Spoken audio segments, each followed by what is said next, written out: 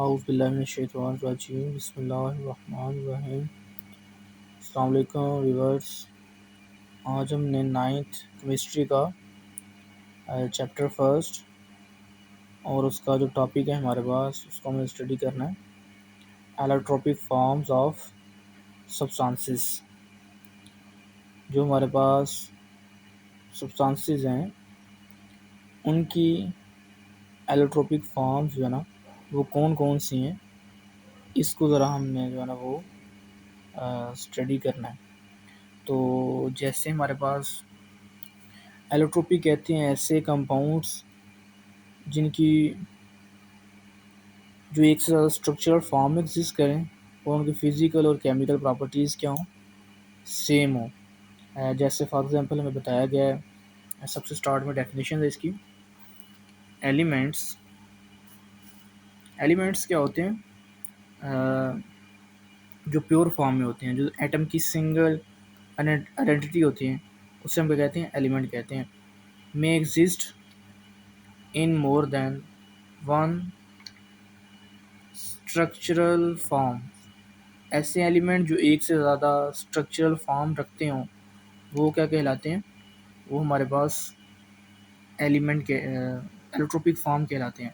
Which can exhibit quite different physicals and chemical properties, जिनकी physical और chemical properties क्या हों, डिफरेंट हो, लेकिन उनकी स्ट्रक्चरल फॉर्म्स क्या होनी चाहिए, एक जैसी होनी चाहिए। ठीक है, जैसे हमारे पास ऑक्सीजन है तो ऑक्सीजन O2 की फॉर्म में भी होता है, ऑक्सीजन O3 की फॉर्म में भी होता है। ठीक है, जैसे ये ऑक्सीजन O2 की फॉर्म में भी है, O3 की फॉर्म में भी है।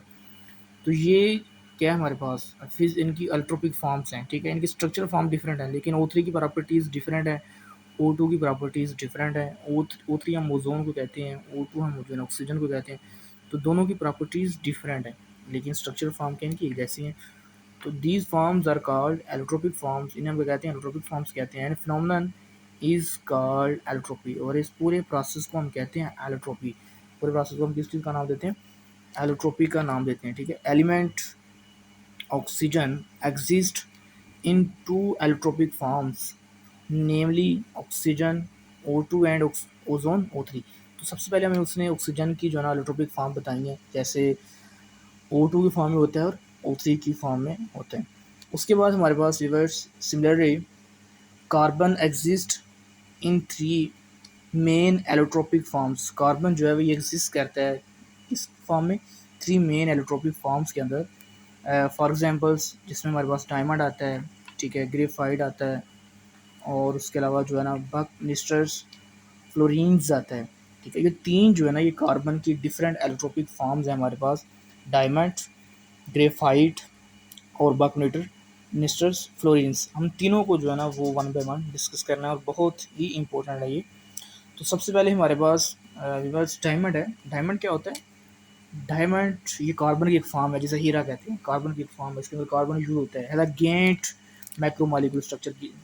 गेंट का मतलब होता है एक बहुत बड़ा मैक्रोमोलिकुलर, ये हमारे पास क्या होता है, स्ट्रक्चर होता है जो कि डायमंड।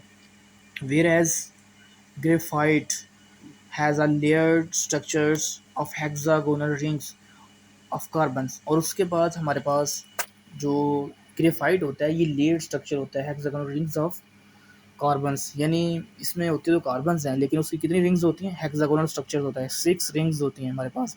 ये हमें ग्रेफाइट का स्ट्रक्चर भी नज़र आ रहा है। ठीक है, जो कि लेड की फॉर्म में और हेक्सागोनल रिंग्स की फॉर्म में कार्बन जो है ना वो अटैच हो रही हैं।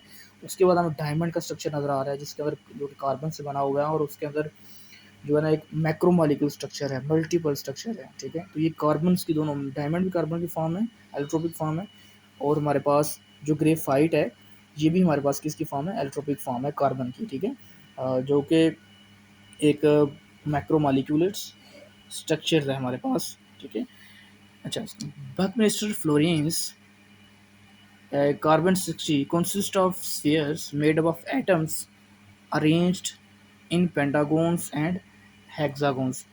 और हमारे पास जो फ्लोरीन्स है जिसमें कार्बन, जिसको हम कार्बन 60 भी कहते हैं, इसमें क्या होते हैं, कुछ स्फेयर्स होते हैं जो किससे बने होते हैं, एटम्स से। उन एटम्स से जो अरेंज्ड होते हैं किसमें, पेंटागोन्स की फॉर्म में और हेक्सागोन्स की फॉर्म में। ठीक है, तो बकमिस्टर फ्लोरीन्स हमें समझ आया कि इसमें इसका दूसरा नाम कार्बन 60 है, जो कि वेरी वेरी इंपॉर्टेंट, ठीक है। और उसके बाद कहता है इसमें ये स्फीयर्स की फॉर्म में होता है, ठीक है। बकमिस्टर फ्लोरीन्स किस फॉर्म में होते हैं, जैसे फुटबॉल की शेप होती है उस तरह से ये स्फीयर की फॉर्म में होता है, पैचेस की फॉर्म में होता है। और इसका दूसरा नाम जो हमारे पास है उसे हम कहते हैं कार्बन 16 भी जो है ना उसके कहते हैं, ठीक है। तो ये भी दोनों नाम से ये आ सकता है, कार्बन 60 के नाम से और बकमिस्टर फ्लोरीन्स के नाम से, तो हमें याद होना चाहिए। और इसके जो स्ट्रक्चर होते हैं या तो ये पेंटागोन्स हो सकते हैं, 5 कॉर्नर हो सकते हैं, या हेक्सागोन्स 6 इसके जो है ना कॉर्नर्स हो सकते हैं। Fullerenes are stable at high temperatures and high pressures. जो फ्लोरीन्स है ये स्टेबल होती है किसके ऊपर, हाई टेम्परेचर्स के ऊपर और हाई प्रेशर्स के ऊपर, ठीक है। बहुत ज़्यादा स्टेबल होती है ये। बीइंग कोवलेंट इन नेचर, और इसमें जो कोवलेंट नेचर पाई जाती है जिसमें इलेक्ट्रॉन की शेयरिंग होती है, they are soluble in organic solvents. तो ये जो फ्लोरीन्स होती हैं जो कि जिसमें कार्बन और कार्बन में ऑब्वियसली जो है ना हमारे पास वो क्या होती है, कोवलेंट नेचर्स के होते हैं। तो ये क्या होते हैं, ये ऑर्गेनिक सॉल्वेंट्स में सॉल्युबल होते हैं। ऑर्गेनिक सॉल्वेंट्स जिन जो पोलर नहीं होते, नॉन पोलर्स कंपाउंड होते हैं हमारे पास, जैसे जो है ना हमारे पास वो बेंजीन आ जाता है, ईथर आ जाता है, ठीक है, एल्कोहल आ जाता है, इस तरह के कंपाउंड्स आ जाते हैं। तो ये हमारे पास क्या है, ऑर्गेनिक सॉल्वेंट्स हैं जिसमें जो कोवलेंट नेचर के हैं। The fluorines structure is unique in that the molecules is not charged। और हमारे पास जो फ्लोरीन का स्ट्रक्चर है ये हमारे पास क्या है, ये यूनिक है, ठीक है। और इसमें जो मॉलिक्यूल्स हैं इज़ नॉट चार्ज। जो फ्लोरीन का स्ट्रक्चर है इसमें कोई चार्ज नहीं होते, ना पॉजिटिव चार्ज ना नेगेटिव चार्ज, ठीक है।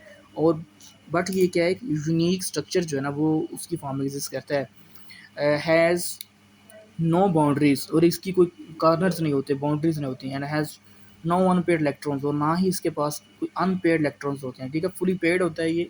फ्लोरीन्स हेक्सागोनल की फॉर्म में एग्जिस्ट करता है, ठीक है। और उसके बाद जो है ना ये पेंटागोन की फॉर्म में एग्जिस्ट करता है, और इसके पास पेड इलेक्ट्रॉन नहीं होते, ठीक है, अनपेड इलेक्ट्रॉन नहीं होते, sorry. They have a cage like structures, और इसका जो है ना एक केज लाइक स्ट्रक्चर होता है, जैसे केज होता है उस तरह से जो है ना एक स्ट्रक्चर हमारे पास फ्लोरीन का जो है वो एग्जिस्ट करता है। ये भी आपको बस पता होना चाहिए।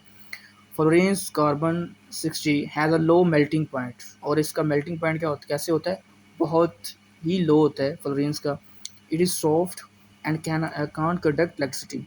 और ये जो फ्लोरीन्स है ये क्या होती है, ये सॉफ्ट होती है और इलेक्ट्रिसिटी को ये कंडक्ट नहीं कर सकती, ठीक है। ये सॉफ्ट होती है फ्लोरीन्स, ठीक है, ब्रेक हो जाती है क्योंकि कोवलेंट नेचर के होते हैं।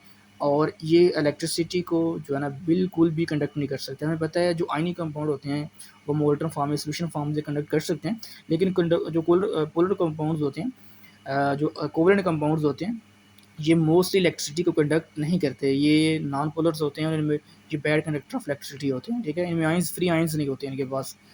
Elements sulphur also exist in two crystalline allotropic forms। और हमारे पास जो एलिमेंट सल्फर है ये एग्जिस्ट करता है किसके अंदर, two crystalline allotropic forms. Sulphur की, अब हमारे सबसे पहले हमने ऑक्सीजन की एग्जांपल्स को डिस्कस किया, फिर हमने कार्बन की एग्जांपल्स को, और अब हम पढ़ रहे हैं सल्फर की एग्जांपल्स को। तो सल्फर के बारे में हम जानते हैं, इसकी भी दो क्रिस्टलाइन फॉर्म्स होती हैं, एक रोम्बिक फॉर्म होती है और एक इसकी होती है मोनोक्लाइन फॉर्म्स, ठीक है। रोम्बिक फॉर्म और मोनोक्लाइन फॉर्म ये दोनों स्ट्रक्चर तो इनके डिफरेंट है, ठीक है, स्ट्रक्चर तो एग्जिस्ट करते हैं लेकिन फिजिकल केमिकल प्रॉपर्टीज़ के हैं वो डिफरेंट है, ठीक है। ये आपने याद रखना है। The former is more stable than the latter one. और हमारे पास जो रोम्बिक फॉर्म है ये ज़्यादा स्टेबल होती है किससे, जो मोनोक्लाइन फॉर्म होती है, ठीक है। तो ये दोनों फॉर्म किसकी हैं, दोनों एलोट्रोपिक फॉर्म किसकी हैं, ये हमारे पास सल्फर के एलोट्रोपिक फॉर्म्स हैं जिनके स्ट्रक्चर तो जो है ना वो एक से ज़्यादा होते हैं लेकिन फिजिकल और केमिकल प्रॉपर्टीज़ क्या होती हैं, डिफरेंट होती हैं। ये हमारे पास नीचे ग्रेफीन के बारे में बताया हुआ है, ठीक है। उसके बाद डायमंड का स्ट्रक्चर डिस्कस किया हुआ है, फ्लोरीन्स का किया हुआ है, ग्रेफाइट का किया हुआ है, ग्रेफीन भी एक कार्बन का जो है ना वो है हमारे पास बहुत इंपॉर्टेंट एलोट्रोपिक फॉर्म्स। उसके बाद जो है ना हमारे पास रोम्बिक फॉर्म सल्फर की डिस्कस की हुई है, ठीक है। और उसके बाद मोनोक्लिन फॉर्म, तो all these forms allotropic forms of sulphur, ठीक है। तो ये व्यूवर्स आपने अगर इसको अच्छी तरीके से रिवाइज करना, अगर आपका कोई क्वेश्चंस है तो आप उसको कमेंट सेक्शन में पूछ सकते हैं। चैनल्स को लाइक करें, सब्सक्राइब करें प्रोफेसर सरफरूक अली के साथ। Thank you viewers.